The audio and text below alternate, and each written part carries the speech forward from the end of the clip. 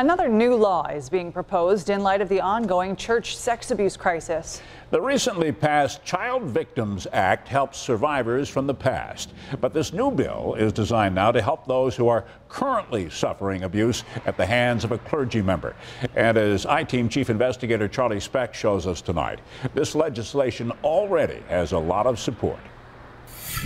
That legislation is what I see as the next essential step in ensuring that we never have the kind of sex abuse scandals that we're seeing now in the future.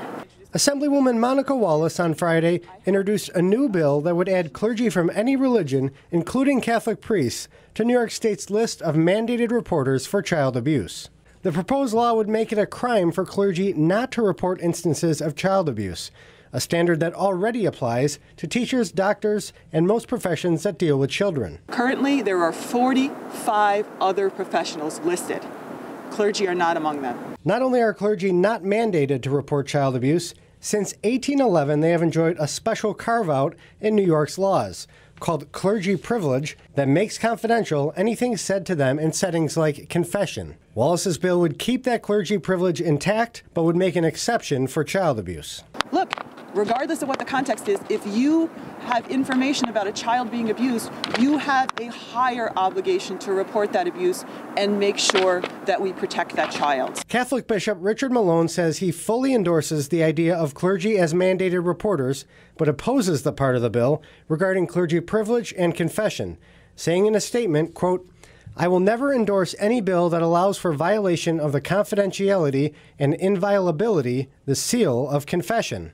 The faithful have the right to expect total confidentiality when they confess their sins and seek God's forgiveness.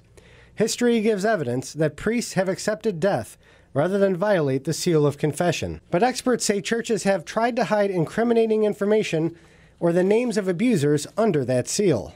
Yes, some clergy have reported wrongdoing when the alleged abuser is a member of the congregation.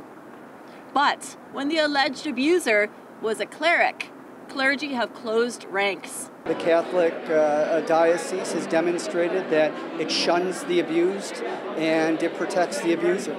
That's a problem. Congressman Brian Higgins introduced similar legislation in 2001 when he was in the State Assembly. He said then Bishop Henry Manziel strongly opposed it. Was there pressure from Bishop Manziel to... Well, there was. They didn't like it at all. 18 years later, he says times have changed. And I suspect that given what's occurred in the Catholic Diocese of Buffalo and throughout the nation and the world, that bill will pass with overwhelming support by both Republicans and Democrats in the Senate and the Assembly. 34 other states already have such laws on their books. It's time that New York join them.